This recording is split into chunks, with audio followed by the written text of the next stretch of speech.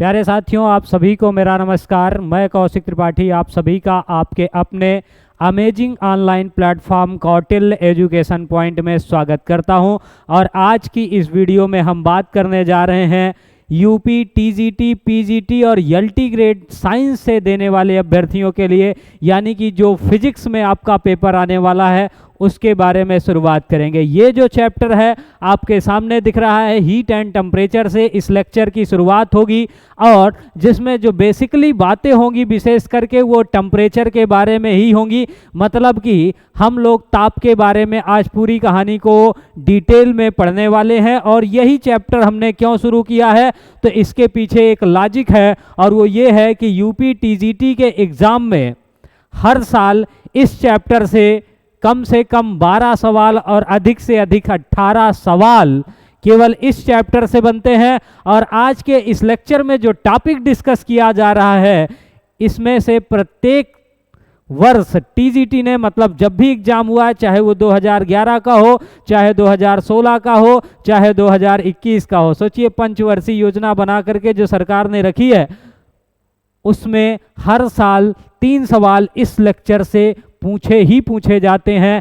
इसलिए हमने इस लेक्चर की शुरुआत आपके आज के 12 नंबर से करी है। लगभग आप मेरे साथ 45 मिनट रहने वाले हैं और इन 45 मिनट में इतने बेहतरीन तरीके से आप कॉन्सेप्ट को सीखेंगे कि आपके 12 नंबर, यानी कि अगर 3 सवाल आते हैं तो वो 100% कन्फर्म होंगे। ऐसा कोई भी सवाल नहीं होगा जो आप ना कर पाएं, ये मेरी गारंटी है। बस शर्त सिर्फ एक है कि आपको पूरे लेक्चर को अपना पेन और पेपर लेकर के देखना है, चीज़ों को नोट डाउन करना है, मेरे साथ सवालों को सॉल्व करना है और उसके जवाब भी कमेंट सेक्शन में जरूर देने हैं। ये आपकी जिम्मेदारी है। सिर्फ और सिर्फ इस बैच का, कौटिल्य बैच का सिर्फ एक ही मकसद है कि तैयारी होगी, वो भी सिलेक्शन वाली, कंटेंट आपको मिलेगा वो भी सिलेक्शन वाला, क्योंकि सिलेक्शन आपका नहीं आपके कंटेंट का होता है। अगर आपने सिलेक्टिव कंटेंट पढ़ लिया, वो कंटेंट पढ़ लिया जो पेपर के अंदर छपता है,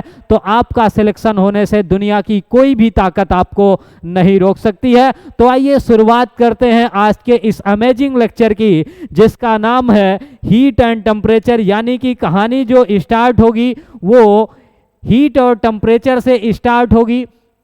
लगभग आज के लेक्चर से 3 सवाल तो कन्फर्मली आपसे यूपी टीजीटी या फिर एलटी ग्रेड के एग्जाम के अंदर पूछे जाएंगे। साथ ही साथ अगर आप मेरे साथ ये चैप्टर पूरी तरीके से कंप्लीट करते हैं तो कम से कम टीजीटी के 12 सवाल, एलटी ग्रेड के कम से कम 10 सवाल और इसी तरीके से पीजीटी के भी लगभग 10 सवाल आपके इस चैप्टर से 100% कंफर्म होने वाले हैं। तो आइए शुरुआत करते हैं। तो सबसे पहले अगर आप देखें तो ये जो दुनिया है, ये पूरी दुनिया 2 चीज़ों से मिलकर के बनी होती है, या फिर परमाणुओं से मिलकर के ये दुनिया बनी है। और परमाणु मिलकर के क्या बनाते हैं? अणु बनाते हैं। और अणु क्या करते हैं? ये पदार्थ का निर्माण करते हैं। तो यानी कि हमारे पास क्या होते हैं? मॉलिक्यूल्स। ये मॉलिक्यूल्स क्या करते हैं? सब्सटेंस बनाते हैं, यानी कि पदार्थ का निर्माण करते हैं। मतलब मॉलिक्यूल से सब्सटेंस का निर्माण होता है, पदार्थ का निर्माण होता है। अब ये जो पदार्थ का निर्माण होता है, ये मॉलिक्यूल्स के पास क्या होती है? एक काइनेटिक एनर्जी होती है, साथ ही साथ पोटेंशियल एनर्जी होती है। मतलब गतिज ऊर्जा होगी अणुओं के पास और स्थितिज ऊर्जा होगी अणुओं के पास, क्योंकि ये अणु जो है वो सॉलिड के अंदर फिक्स होंगे तो थोड़ी थोड़ी डिस्टेंस होगी। डिस्टेंस के कारण क्या होगी? पोटेंशियल एनर्जी, और वो जुम्बा गति भी करते रहेंगे इधर उधर टेम्परेचर के कारण, इसलिए उनके पास क्या होगी?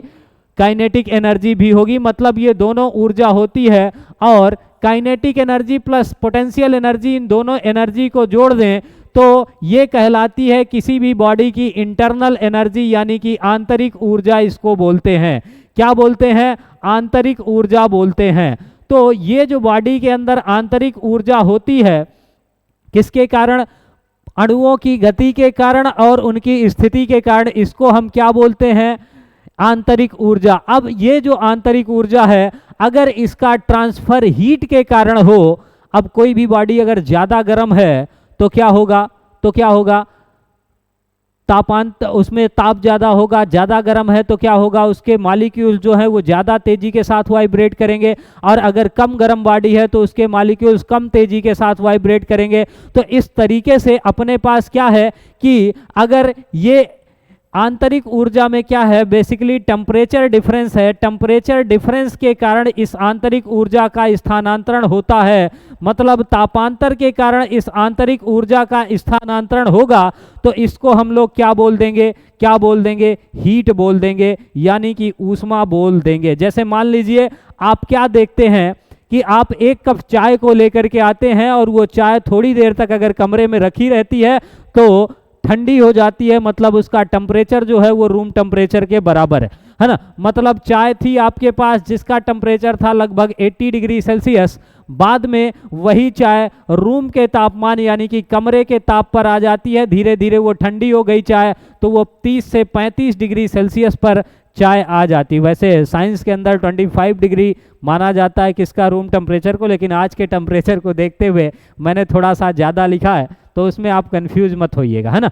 तो धीरे धीरे करके क्या होता है, चाय जो है वो 35 डिग्री के टेम्परेचर पर आ गई, तो क्या हुआ, मतलब उससे कुछ एनर्जी का ट्रांसफर हो गया, किसके कारण, जो ताप है, ताप के कारण एनर्जी का ट्रांसफर हो गया, तापांतर के कारण कि एक बॉडी कम गर्म थी एक बॉडी ज़्यादा गर्म थी, धीरे धीरे करके फ्लो हो गया उस एनर्जी का, तो उसी को हम क्या बोलेंगे, ऊष्मा बोलेंगे। तो कहने की बात कुल मिलाकर के अब तक की ये है, कुल मिलाकर के अब तक के कहने की बात ये है कि अगर आपके पास दो बॉडी हैं, सपोज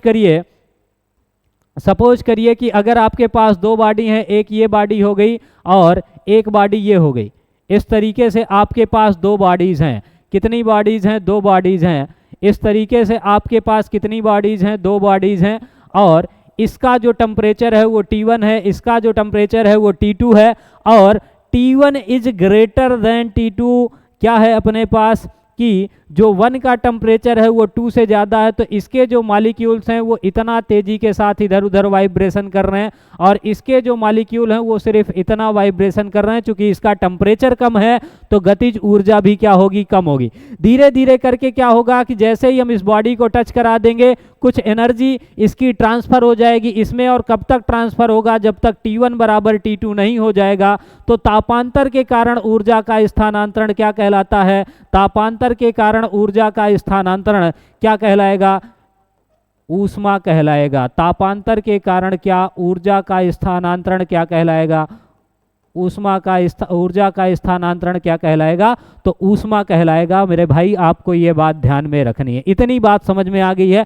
अब यहाँ पर हमारे पास एक टर्म आई विशेष करके कि तापांतर, क्या आया, तापांतर। तापांतर का मतलब क्या है कि हमको सबसे पहले अब टेम्परेचर के बारे में बात करनी चाहिए। तो आज का पूरा जो लेक्चर है वो टेम्परेचर पर ही बेस्ड होगा, यानी कि हम टेम्परेचर देखेंगे क्या होता है, किस तरीके से होता है, और इसको मापने के लिए किन किन स्केल्स का यूज किया जाता है, मतलब कौन कौन से पैमाने यूज किए जाते हैं, और पैमानों के बाद फिर उनमें आपस में क्या रिलेशन होता है। और आज की डेट में आपके टीजीटी पीजीटी ने सन 2016 से इमेजिनरी स्केल्स को भी अडॉप्ट कर लिया है, यानी कि काल्पनिक पैमाने भी अब बनने लगे हैं, उसके सवाल आपके पेपर में पूछे जाने लगे हैं, जबकि 2011 में ऐसा नहीं होता था। तो उसको भी हम लोग समझेंगे, और यकीन मानिए आप पूरी तरीके से समझ जाएंगे। कोई भी सवाल होगा टेम्परेचर स्केल कन्वर्जन का, आप डेफिनेटली उसका आंसर दे पाएंगे। और ये बात अभी मैं प्रूव करके दिखाऊंगा, क्योंकि मैं बहुत सारे प्रीवियस ईयर के क्वेश्चंस आपके लेकर के आया हूं जो बनते हैं, और आप देखिएगा कि आप अपने आप उनको इस कॉन्सेप्ट को समझने के बाद कर पाएंगे। इसके बाद अगर आप इस क्लास की नोट्स को लेना चाहते हैं तो हमारा एक टेलीग्राम ग्रुप है कौटिल्य एजुकेशन के नाम से, उसको आपको टेलीग्राम को ज्वाइन करना है। वहां पर आपको क्लासों का शेड्यूल कि कब कौन सी क्लास होगी, कितने दिनों के बाद आपको लेक्चर्स मिलेंगे, ये सारी कहानी आपको उसमें इंफॉर्मेशन मिलती जाएगी। तो आप उसको ज्वाइन कर सकते हैं, और वहां से ये क्लास नोट जितना मैं पढ़ाऊंगा ये पूरा आपको वहीं पर पीडीएफ के रूप में शेयर हो जाएगा। तो आइए अब शुरुआत करते हैं आगे के कॉन्सेप्ट की। तो एक बार थम्स अप करके बताइएगा सारी चीजें बिल्कुल क्लियर कट समझ में आ रही हैं, और अगर आ रही हो तो मेरी आपसे ये विनती है कि एक कमेंट आपको कमेंट बॉक्स में जरूर करना है, ताकि ये पता चले कि क्या फीडबैक है, मुझे और क्या क्या चीजें आपके लिए इसमें ऐड करनी चाहिए, या फिर क्या चीजें हैं जो इसमें से हटाने के लायक हैं, ये सारी कहानी मैं आपके उस कमेंट से समझ पाऊंगा। एक बार दिल से कमेंट सेक्शन में आग जरूर लगानी है। तो अब इसके बाद आगे की शुरुआत करते हैं। मैं देख लूं जरा एक बार सारी चीजें क्लियर हैं। जी हाँ, बिल्कुल सारी चीजें क्लियर हैं, कोई दिक्कत की बात नहीं है। तो अब आइए शुरुआत करते हैं किसकी, कहानी शुरू होगी टेम्परेचर की। थोड़ी सी कहानी हम किसकी शुरू करेंगे, तो टेम्परेचर की कहानी की शुरुआत करते हैं। किसकी शुरुआत करेंगे, टेम्परेचर की कहानी की। आखिर में ये जो ताप है क्या होता है और किस तरीके से हम ताप को देखते हैं और कन्वर्ट करते हैं, इसकी बात अब होने जा रही है। तो देखिए ताप क्या है, तो टेम्परेचर क्या है इसकी बात करते हैं। टेम्परेचर है ना, तो temperature is degree of hotness और कोल्डनेस। देखिए हीट पे अभी मैं बहुत सारी बातें करूंगा, लेकिन आज का जो लेक्चर है वो क्या है, टेम्परेचर पर बेस्ड होगा अपना, और पूरी तरीके से टेम्परेचर और टेम्परेचर स्केल्स का निपटारा करने वाले हैं। और इसके बाद आपको इसको पढ़ने की ज़रूरत भी नहीं पड़ेगी। तो किसी वस्तु के ठंडेपन या गर्माहट की माप क्या कहलाती है, टेम्परेचर कहलाती। मतलब ये वो चीज़ है जो ये बताएगी कि कोई वस्तु कितनी गर्म है या फिर ठंडी है। किसी वस्तु के ठंडेपन या गर्माहट की माप को क्या कहते हैं, टेम्परेचर कहते हैं, ताप कहते हैं, है ना। मतलब ये वो क्वांटिटी है जो ये बताती है कि कोई वस्तु कितनी हॉट है या फिर कितनी कोल्ड है। अब जिस तरीके से आप 7 मूल राशियां मतलब 7 फंडामेंटल क्वांटिटीज पढ़ते हैं, तो टेम्परेचर भी उनमें से एक फंडामेंटल क्वांटिटी है।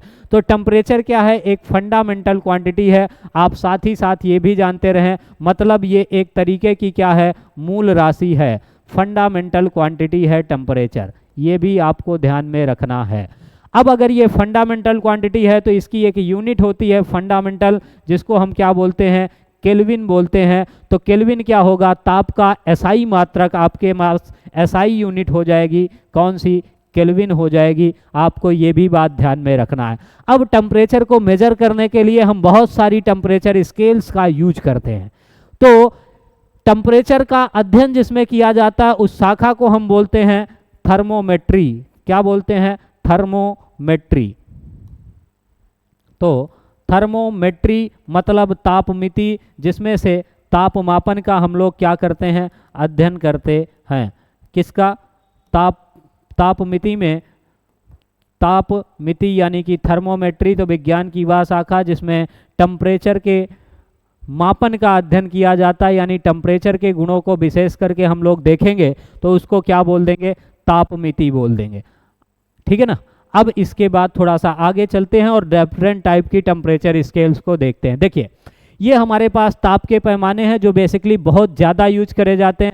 हालांकि अपने पास गैस थर्मोमीटर भी होता है, लिक्विड भी होता है, उनकी भी बातें करेंगे, लेकिन ये 4 थर्मामीटर हैं जो कि लगातार एग्जाम में पूछे गए हैं। अब जब ये पूछे गए हैं तो आज के लेक्चर में हम इनकी बात सबसे पहले करने वाले हैं।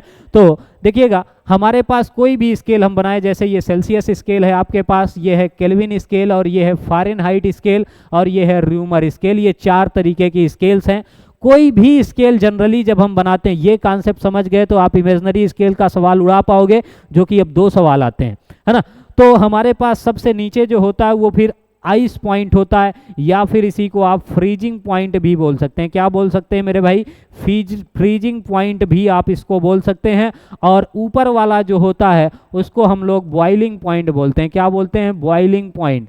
तो नीचे वाला हो गया हमारे पास फ्रीजिंग पॉइंट और ऊपर वाला हो गया हमारे पास बॉइलिंग पॉइंट। अब जो हमारे पास सेल्सियस पैमाना है उसमें जो फ्रीजिंग पॉइंट है, मतलब बर्फ बनता है पानी, वो 0 डिग्री सेल्सियस पे, तो फ्रीजिंग पॉइंट हो गया 0, और 100 डिग्री से पानी वाष्प बन जाता है, इसलिए यहाँ पर क्या आ गया, 100 डिग्री सेल्सियस आ गया। इस तरीके से सेम इसी तरीके से जो केल्विन टेम्परेचर है, केल्विन पैमाना, उसमें 273 केल्विन पे पानी बर्फ बन जाता है, और 373 केल्विन पे पानी क्या बन जाता है, भाप बन जाता है। सेम इसी तरीके से फ़ारेनहाइट में देखेंगे तो 32 और 212 होगा, और र्यूमर में देखेंगे तो 0 और 80 हो जाएगा। तो इस तरीके से आपको ये कहानी देखने के लिए मिलती है।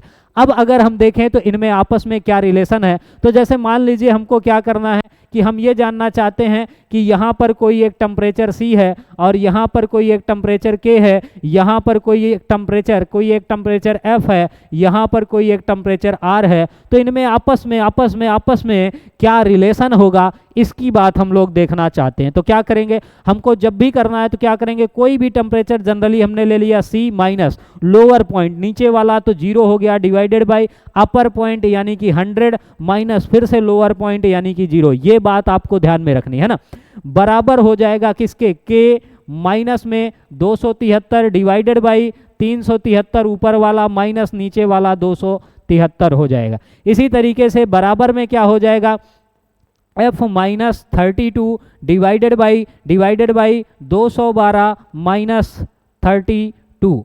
इसी तरीके से आपके पास क्या आ जाएगा, R minus 0 divided by 80 minus 0। तो ये हमारे पास हो गया, इनमें आपस में क्या है, रिलेशन है। अब आप देखिएगा यहाँ पर एक बात मैंने लिखी है, केल्विन स्केल पे 273 और 373, तो ऐसा नहीं है। केल्विन स्केल में जो नीचे वाला पॉइंट ओरिजिनल होता है वो 273.15 होता है। हम आपस में गणना के लिए 1.15 को क्या करते हैं, छोड़ देते हैं। तो एक बार ये भी सवाल पूछा गया है कि जो केल्विन पैमाने पर सबसे निचला पॉइंट है ना, उस वहां पर क्या रीडिंग, ओरिजिनल रीडिंग क्या होती है, तो 273.15। और इसी तरीके से आपके पास एक होता है क्या, एब्सोल्यूट जीरो। क्या होता है, कौन सा टेम्परेचर, तो एब्सोल्यूट जीरो यानी कि निरपेक्ष तापमान आप बोलते हैं, और इसको क्या बोलेंगे, जीरो केल्विन। जीरो केल्विन वो टेम्परेचर होता है, मतलब एब्सोल्यूट जीरो वो टेम्परेचर है जिस पर गैस के मॉलिक्यूल्स भी क्या होता है, गति करना बंद कर देते हैं। अब अगर आपसे पूछा जाए क्या जीरो केल्विन पे कोई गैस एग्जिस्ट कर सकती है, तो वो होगी आइडियल गैस, जो कि होती नहीं है, हमारी ये संकल्पना है। तो इस तरीके से आप देख सकते हैं, चूंकि गैसों के पास क्या समस्या है कि गैसों के पास केवल काइनेटिक एनर्जी होती है, पोटेंशियल एनर्जी होती नहीं। अब जीरो केल्विन का वो टेम्परेचर है जिसमें मॉलिक्यूल्स गति करना एकदम बंद कर देते हैं। जब एकदम से गति करना उन्होंने बंद कर दिया तो गैस के मॉलिक्यूल्स के पास तो सिर्फ गति ही थी, पोटेंशियल एनर्जी थी ही नहीं, तो मतलब गैस एग्जिस्ट नहीं करेगी जीरो केल्विन टेम्परेचर पर, और इसको हम क्या बोलते हैं, तो एब्सोल्यूट जीरो टेम्परेचर बोलते हैं। ठीक है ना, तो ये बात, आप दो बातें यहाँ पर इनको विशेष रूप से क्या करेंगे, ध्यान में रखेंगे। तो ये हमारे पास है। अब देखिए, अगर इसमें से किसी में भी क्या करना है, हमको रिलेशन निकालना है। क्या करना है, रिलेशन निकालना है। तो देखिएगा क्या आएगा कि C माइनस 0/100 माइनस 0 बराबर था K माइनस 273/100 373 माइनस 273। ये कहानी थी अपने पास, है ना। जब अपने पास ये कहानी थी तो अगर इसमें रिलेशन चाहिए तो C/100 बराबर लिख सकते हैं K माइनस 273/373 से 273 घटाएंगे तो 100 ही तो आएगा, बिल्कुल आएगा। 100 से 100 को निपटा दें तो अपने पास क्या आ जाएगा, C बराबर K माइनस 273। इस तरीके से यहाँ पर K बराबर निकालें तो ये इधर आएगा, प्लस हो जाएगा, तो C प्लस 273। यानी कि अगर आपको किसी भी चीज़ को सेल्सियस में दिया है, केल्विन में बदलना है, तो आप क्या करेंगे, 273 जोड़ देंगे, तो वो चीज़ किस में बदल जाएगी, वो चीज़ बदल जाएगी आपकी केल्विन में। इतनी बात हो गई आपके पास, कोई दिक्कत की बात नहीं है। जब भी चेंज करना होगा इस तरीके से ही आप क्या कर लेंगे, चेंज कर लेंगे। सेम इसी तरीके से आपके पास सेल्सियस अभी है C माइनस 0/100 माइनस 0, और फ़ारेनहाइट अभी है F minus 32 divided by 212 minus 32। तो यहाँ पर अगर आप देखेंगे तो C/100 इज इक्वल टू क्या हो जाएगा, F माइनस 32/180। ये आ जाएगा, 212 में से 32 घटाएंगे तो 180 आ जाएगा। यहाँ पर अगर आप देखो तो 20 के पहाड़े में 5 बार, 20 के पहाड़े में 9 बार, तो C/5 बराबर आप लिखोगे F माइनस 32/9, या फिर आप ये भी लिख सकते हो क्या कि C बराबर 5/9 F माइनस 32, ये भी हो जाएगा। तो ये सेल्सियस और फ़ारेनहाइट में जो रिलेशन आया हमारे पास वो क्या हो जाएगा, C बराबर 5/9 F माइनस 32। सेम इसी तरीके से र्यूमर में भी आप निकाल सकते हैं, केल्विन में भी आप निकाल सकते हैं। किसी का भी रिलेशन आप इस तरीके से निकाल सकते हैं। अब देखिए यहीं से सवाल आपके बनना शुरू हो जाते हैं, है ना।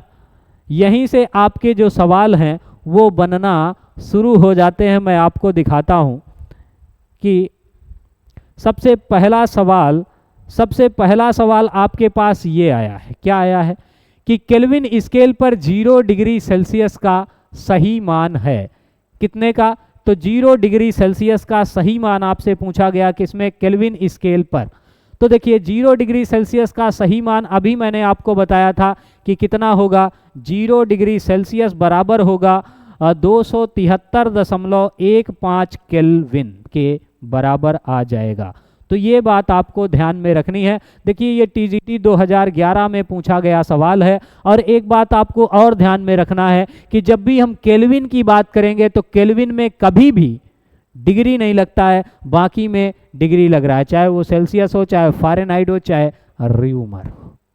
ठीक है, तो इस तरीके से केल्विन के साथ डिग्री नहीं लगाते हैं। तो ये एक सवाल था जो 2011 में थोड़ा सा क्वेश्चन का लेवल जो है वो कम था, तो इस तरीके से ये आपके पास आ गया है। अब देखिए अगला सवाल फिर से 2016 में आपसे पूछा गया है। क्या सवाल पूछा गया कि सेल्सियस और फ़ारेनहाइट पैमाने में एक जैसा अंकीय मूल्य होता है। 2016 में पूछा गया सवाल है। अब अगर आप देखेंगे तो पाएंगे, क्या पाएंगे कि ये हमारे पास हो गया सेल्सियस पैमाना और ये हमारे पास हो गया फ़ारेनहाइट पैमाना। तो ये है 0 डिग्री सेल्सियस नीचे की ओर, क्या है 0 डिग्री सेल्सियस नीचे की ओर हो गया, ऊपर था 100 डिग्री सेल्सियस, ठीक है ना। अब इधर की तरफ यहाँ पर था 32 डिग्री फ़ारेनहाइट और यहाँ पर था 212 डिग्री फ़ारेनहाइट। इतनी बात आप जान चुके हैं। एक जैसा अंकीय मूल्य है, मतलब सेल्सियस में और फ़ारेनहाइट में दोनों में वैल्यू क्या होनी चाहिए? तो बराबर होनी चाहिए। अब अगर बराबर होनी चाहिए तो हमने जनरली अपने मन से एक पॉइंट यहाँ पर ले लिया, x यहाँ पर भी, चूंकि दोनों क्या है? बराबर है। तो अब हम क्या करेंगे कि x माइनस 0 अपान 100 माइनस 0 बराबर हो जाएगा x माइनस 32 अपान 212 माइनस 32। इतनी कहानी आपको मैं बता चुका हूँ। सेम वही चीज़ पूरा प्रोसेस इसलिए कर रहा हूँ ताकि आप आज की ही क्लास से एकदम सीख जाओ, दोबारा करने की जरूरत ही ना पड़े, है ना। तो अब देखिए x अपान 100 हो जाएगा, this is equal to x minus 32 अपान 180 हो जाएगा। ठीक है, ये 5 ये 9, है ना। अब 9 का मल्टीप्लाई इधर करा लो तो 9x हो जाएगा बराबर 5 का मल्टीप्लाई उधर करा लो तो 5x माइनस 32 पंचे 160 होगा क्या? बिल्कुल होगा। तो 9x को एक तरफ ले जाएं अगर तो 9x माइनस 5x बराबर माइनस में 160। अब 4x is equal to minus में 160 तो x is equal to minus में 40 डिग्री हो जाएगा। तो 40 डिग्री एक ऐसा मूल्य है जो फ़ारेनहाइट और सेल्सियस में दोनों में बराबर होता है, वो भी माइनस का। तो करेक्ट ऑप्शन जो आपका हो जाएगा वो कौन सा हो जाएगा? बी नंबर हो जाएगा। उम्मीद है ये बात आपको समझ में आ रही होगी, और समझ में अगर आती है तो आपको इस क्लास को लाइक करना है और अपने किसी भी दोस्त के साथ शेयर जरूर करना है। ये आपकी जिम्मेदारी है। कंटेंट आपको एकदम सुपर मिलेगा, ये मेरी जिम्मेदारी है। अब आइए आगे की तरफ देखते हैं। क्या देखते हैं? आगे की तरफ हम लोग देखते हैं। क्या देखते हैं? तो आगे की तरफ हम लोग देखते हैं। चलिए अब बात कर लेते हैं थोड़ी देर हम लोग बात करते हैं किसकी?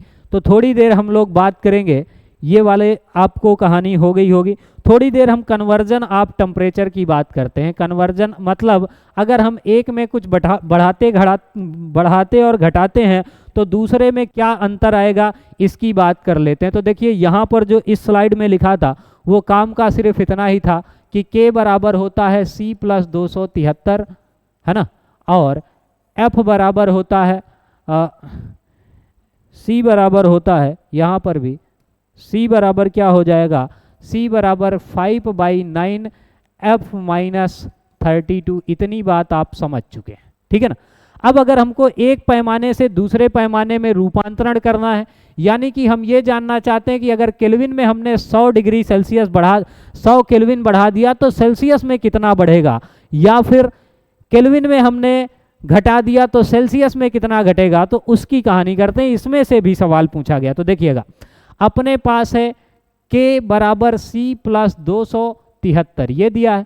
अब अगर हम इसको रूपांतरित करना चाहते हैं कि क्या अपने पास ये है कि अगर हम केल्विन को चेंज करते हैं तो सेल्सियस में कितना चेंज आएगा, तो बस क्या करना है आपको, इसका पार्शियल डिफरेंशिएशन कर देना है। तो डी के बराबर क्या लिख सकते हैं, डी सी प्लस जीरो, अरे संख्या का अवकलन क्या होता है, जीरो होता है। डी के बराबर डी सी प्लस जीरो, या फिर इसी को आप लिख सकते हैं कि डेल्टा के बराबर डेल्टा सी। यानी कि अगर आप सेल्सियस केल्विन में जितना बढ़ाएंगे उतना ही सेल्सियस में बढ़ेगा। मतलब अगर आपके पास कोई भी एक टेम्परेचर है, अगर आपके पास कोई भी एक टेम्परेचर है और आपने उसमें क्या करा, आपने उसमें बढ़ा दिया 50 डिग्री सेल्सियस, तो केल्विन में कितना बढ़ेगा, तो उसके लिए हम क्या देखेंगे, तो केल्विन में कितना बढ़ जाएगा, केल्विन में बढ़ जाएगा 50 केल्विन, है ना। मतलब दोनों में क्या होगा, बराबर होगा। एक बार देखते हैं साउंड इशू आ रहा है क्या,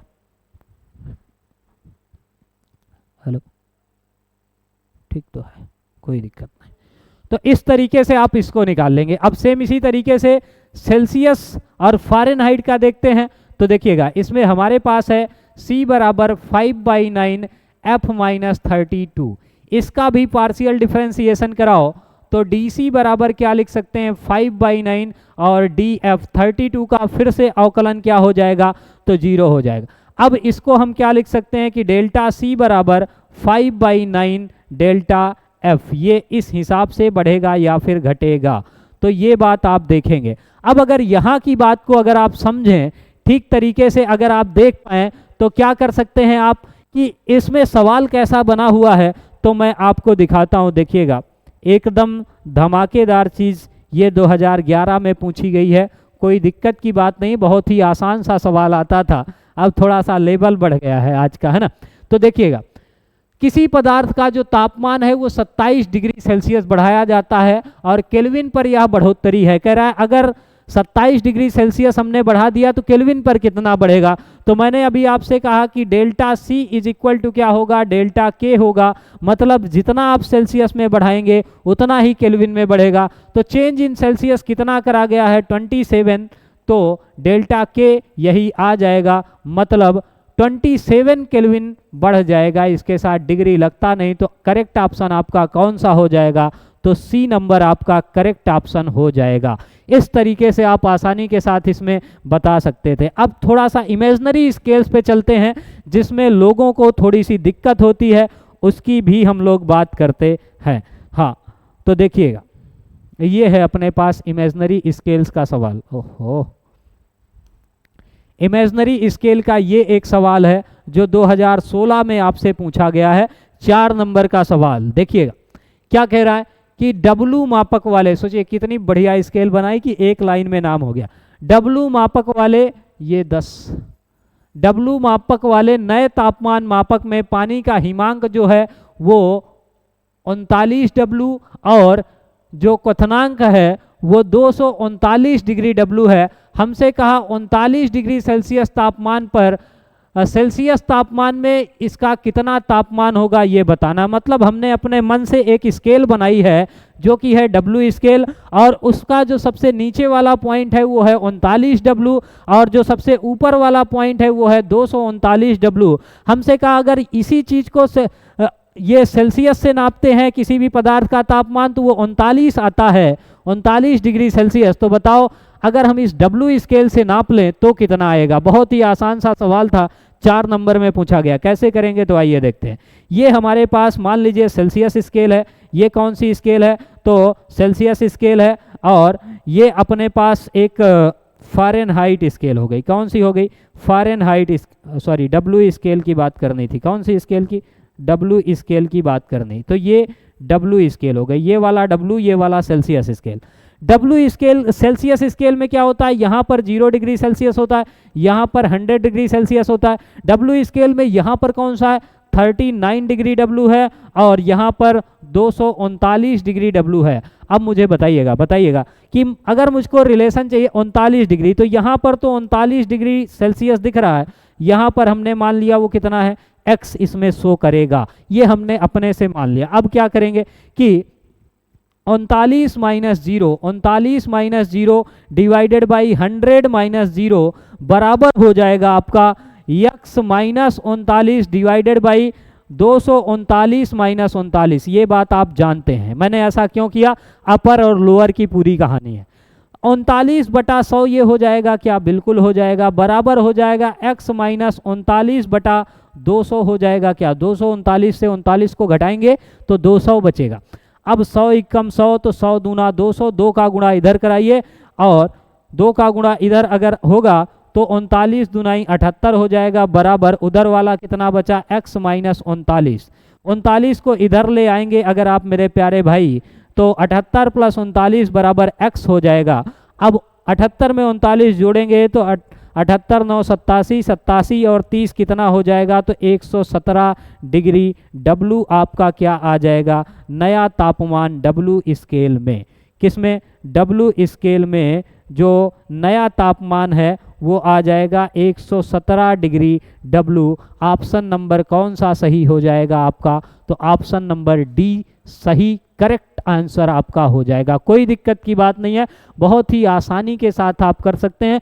छोटे छोटे सवाल थे, वैसे मैं तो पूरा मेथड लिख रहा हूँ, आपको इतनी चीज़ें लिखने की भी ज़रूरत नहीं पड़ेगी और आप बहुत जल्दी ही इन चीज़ों को निपटा लेंगे, है ना। अब आइए और देखते हैं, और हमारे पास एक ये देखिएगा, अपने पास एक ये सवाल है, दोषपूर्ण थर्मामीटर यहाँ पर भी बना है।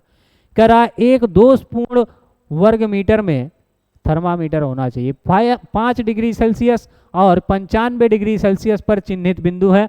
मतलब जो लोवेस्ट पॉइंट है वो 5 डिग्री का है और हाईएस्ट पॉइंट है वो 95 डिग्री का है।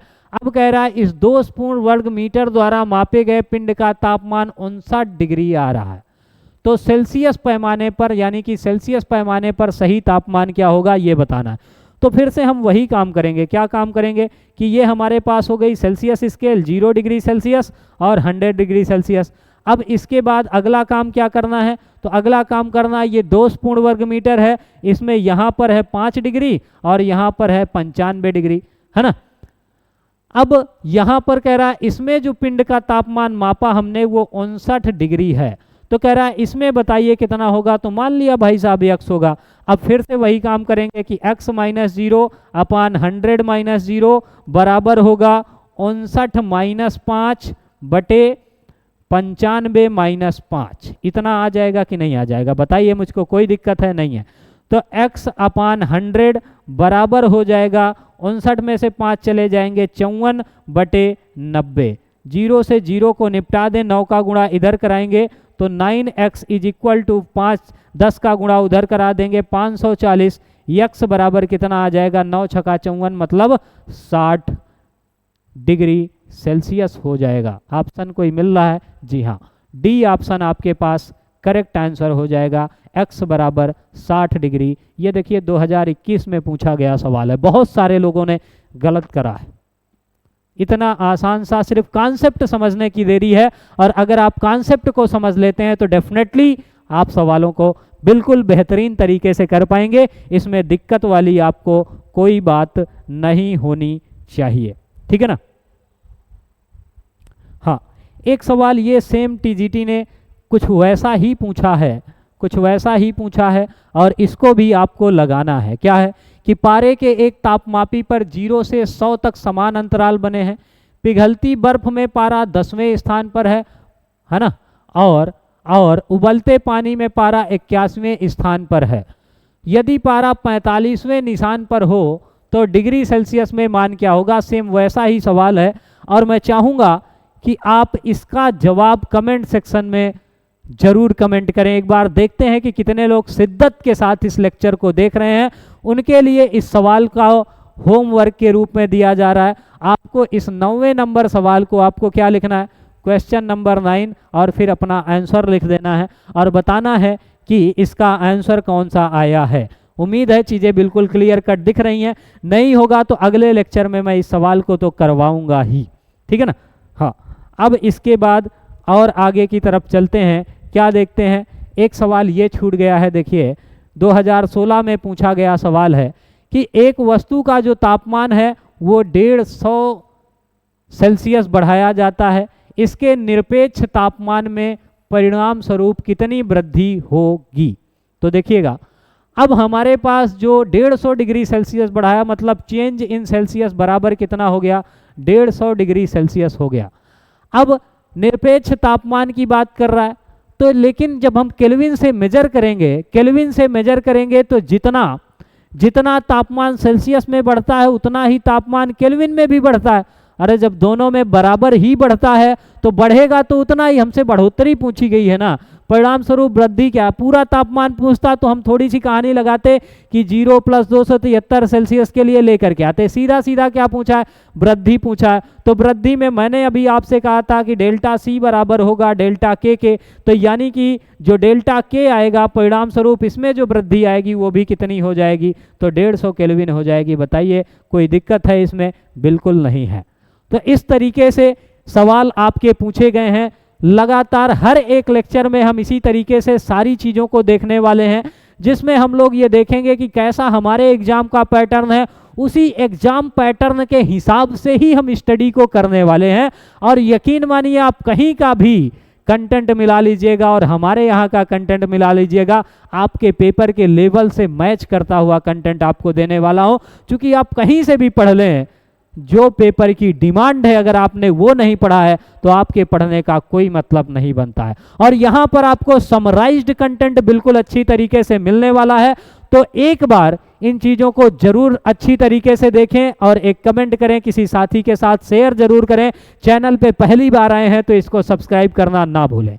आज के इस वीडियो में हमने टेम्परेचर में इतनी सारी चीज़ों को देखा है। अगले लेक्चर में भी हम लोग टेम्परेचर को ही डिस्कस करेंगे, जिसमें डिफरेंट टाइप की और जो स्केल्स हैं उनके बारे में बात करेंगे कि आपको सूरज का तापमान मापना है तो क्या करेंगे, 0 डिग्री से नीचे अगर टेम्परेचर की स्टडी करते हैं तो उसको क्या बोलते हैं। इन सारी चीज़ों की बात हम लोग अगले लेक्चर पे करने वाले हैं, तो उसके बारे में बात हो जाएगी। तो आज की इस वीडियो में इतना ही रखते हैं, मिलेंगे अगली वीडियो में। तब तक के लिए धन्यवाद। Happy learning.